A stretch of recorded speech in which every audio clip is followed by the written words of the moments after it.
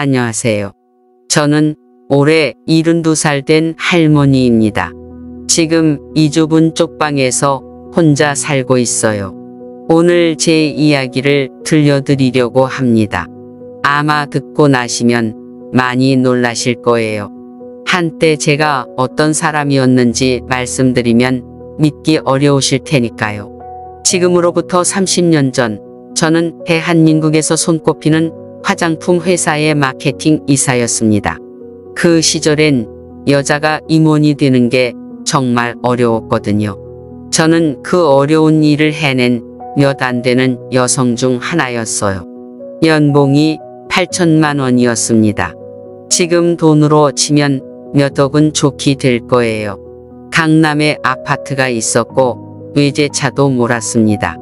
남편은 중견기업 부장이었고 아들과 딸 둘을 두었어요. 겉으로 보기엔 정말 완벽한 가정이었습니다. 하지만 저는 거기서 만족할 수 없었어요. 더 많은 돈, 더 높은 지위, 더 화려한 삶을 원했습니다. 제가 어렸을 때 정말 가난하게 살았거든요. 경상도 시골 농가에서 태어나서 끼니를 걸러가며 자랐어요. 그래서 성공에 대한 갈망이 남달랐습니다. 가난을 다시는 경험하고 싶지 않았어요. 그런 제게 주식이라는 게 눈에 들어왔습니다. 80년대 후반부터 주식 시장이 뜨거워지기 시작했거든요. 처음엔 조심스럽게 1,000만 원 정도만 투자했어요. 그런데 운이 좋았는지 그 돈이 2배로 불어났습니다. 그때 느낀 쾌감을 지금도 잊을 수가 없어요. 일에서 버는 돈보다 훨씬 쉽고 빠르게 돈이 불어나는 거예요. 그때부터 제 인생이 틀어지기 시작했습니다. 두 번째엔 5천만 원을 투자했어요. 그것도 성공했습니다. 세 번째엔 1억을 넣었죠. 계속 이기니까 제가 주식의 천재인 줄 알았어요. 남들은 못하는 걸 저만 할 수 있다고 생각했습니다. 그러면서 점점 더 큰 돈을 투자하기 시작했어요. 회사 월급만으론 부족했습니다. 그래서 집을 담보로 대출을 받았어요. 남편 몰래 말이에요. 남편한테 말하면 반대할 게 뻔했거든요. 하지만 저는 확신했습니다. 이번에도 성공할 거라고요. 그때 투자한 돈이 3억이었어요. 정말 큰 돈이었죠. 그런데 그때부터 주식이 떨어지기 시작했습니다. 처음엔 일시적인 현상이라고 생각했어요. 곧 다시 오를 거라고 믿었습니다. 그래서 더 많은 돈을 투자했어요. 이른바 물타기라는 걸 한 거죠. 아이들 교육비로 모아둔 돈까지 모두 쏟아부었습니다. 그래도 주식은 계속 떨어졌어요. 그때 처음으로 불안감을 느꼈습니다.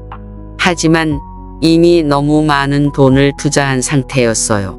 지금 팔면 엄청난 손해를 보는 거였죠. 그래서 더 버틸 수밖에 없었습니다. 돈이 더 필요했어요. 은행 대출로는 한계가 있었습니다. 그래서 사채업자를 찾아갔어요. 금리가 월 10%였지만 선택의 여지가 없었습니다. 사채로 빌린 돈 5천만 원도 모두 주식에 넣었어요. 그런데 그때 IMF가 터졌습니다. 97년 말이었어요. 하루아침에 모든 게 무너져 내렸습니다. 제가 가진 주식은 모두 휴지 조각이 되었어요. 15억 원이 넘는 빚만 남았습니다. 은행에서 독촉 전화가 하루 종일 걸려왔어요. 사채업자들은 집까지 찾아와서 협박했습니다. 남편이 진실을 알게 된 건 그때였어요. 집 앞에 조폭들이 와서 난리를 치니까 숨길 수가 없었죠. 남편 얼굴을 지금도 기억해요. 너무 놀라고 절망한 표정이었습니다. 당신이 이런 사람이었어? 그렇게 말하더라고요. 아이들도 무슨 일인지 알게 되었습니다. 아들은 대학교 2학년이었는데 등록금을 낼 수가 없었어요. 딸은 고등학교 3학년이었는데 대학 갈 꿈을 포기해야 했습니다. 가족들이 저를 원망하기 시작했어요. 당연한 일이었죠.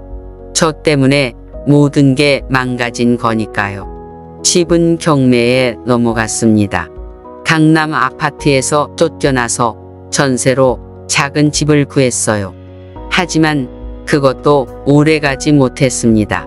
사채업자들의 압박이 너무 심했거든요. 매일 전화해서 돈 달라고 했어요. 못 주면 가족들을 해치겠다고 협박했습니다. 남편은 그 스트레스를 견디지 못했어요. 회사에서도 잘렸거든요.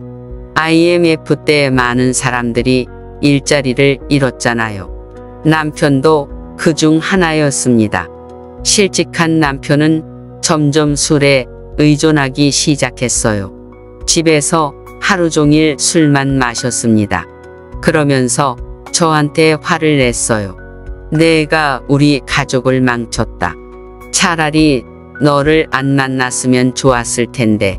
그런 말들을 매일 들었습니다. 저도 미안했지만 어쩔 수 없었어요. 이미 돌이킬 수 없는 상황이었거든요.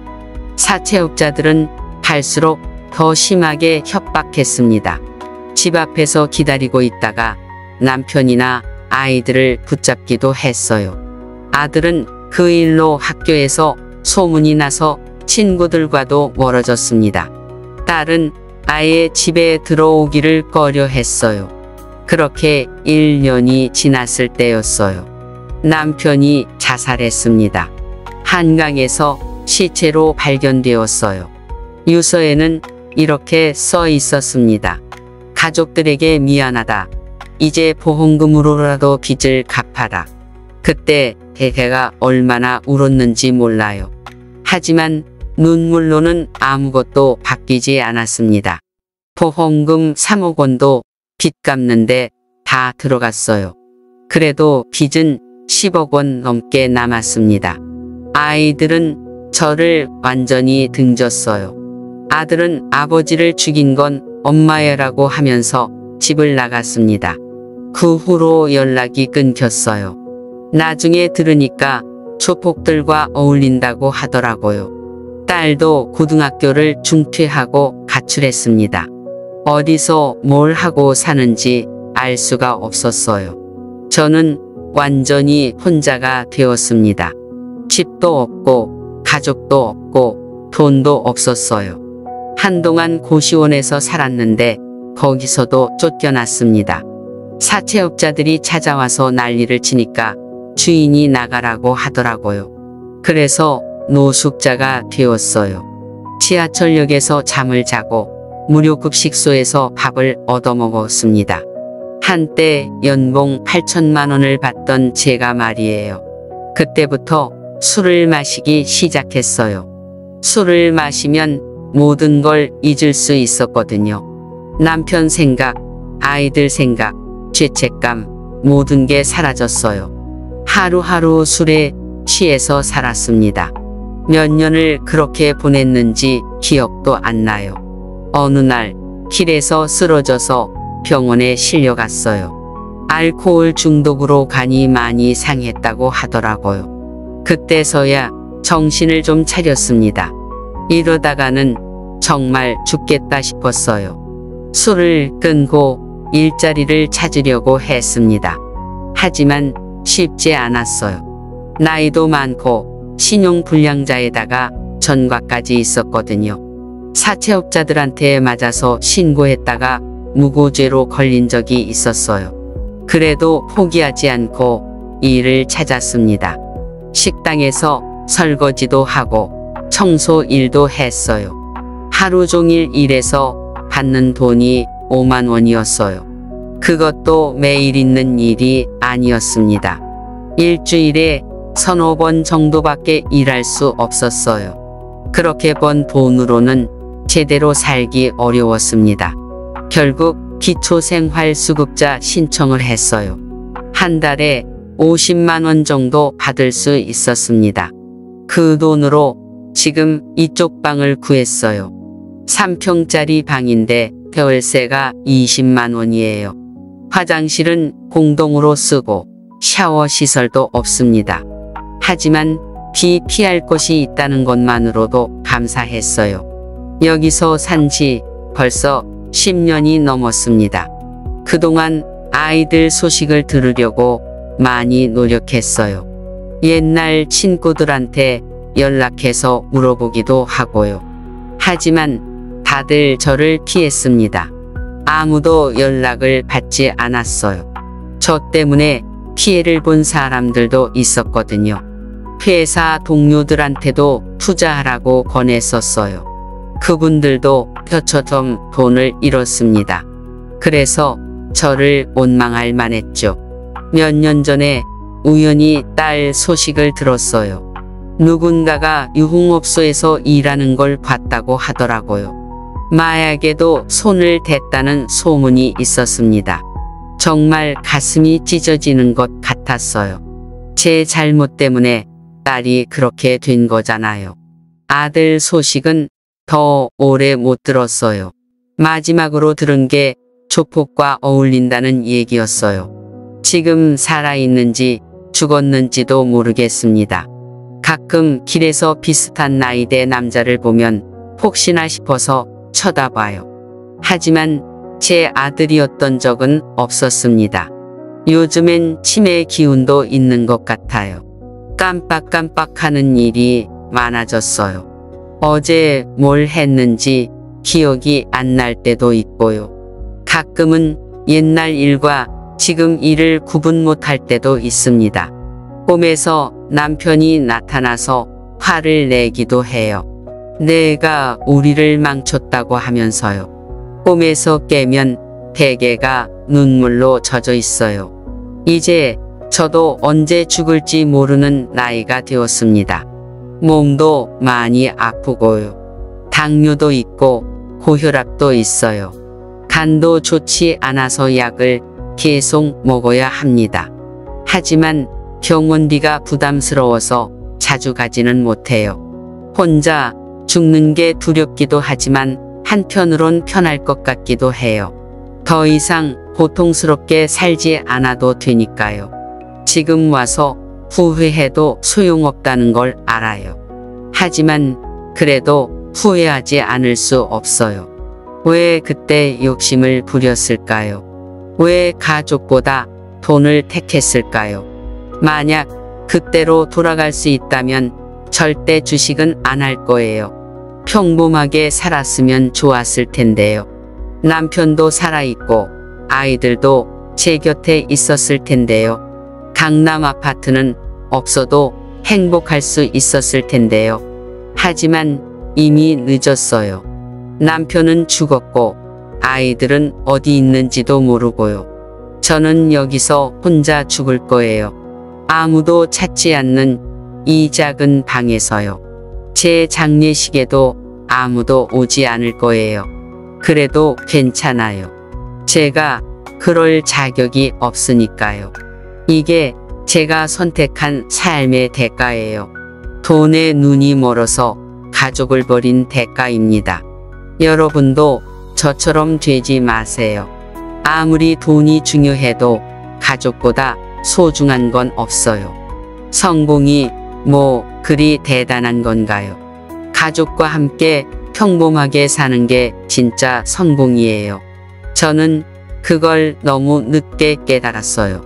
이제 와서 깨달아도 소용없지만요. 오늘도 창문 너머로 다른 사람들이 가족과 함께 걸어가는 걸 봐요. 그럼 가슴이 아파요. 저도 한때는 그런 평범한 행복이 있었는데요. 제가 다 버린 거예요. 욕심 때문에 말이에요. 지금 이 순간에도 제가 저지른 죄를 후회하고 있어요. 남편한테, 아이들한테 정말 미안해요. 용서해 달라고 하고 싶지만 그럴 자격도 없어요. 그냥 이렇게 후회하면서 살다가 죽을 거예요. 이게 제 인생이에요.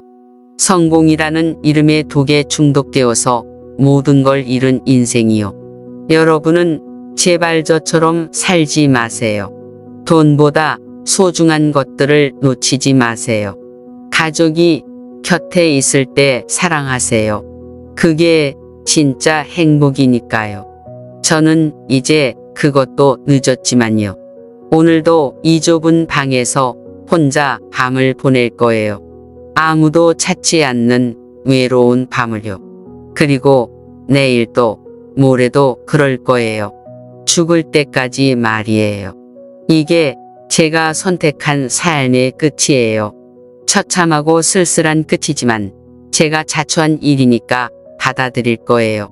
다만 여러분만은 저처럼 후회하는 삶을 살지 않으셨으면 좋겠어요. 지금 가진 것들을 소중히 여기세요. 그게 제가 드리고 싶은 마지막 말씀이에요. 감사합니다.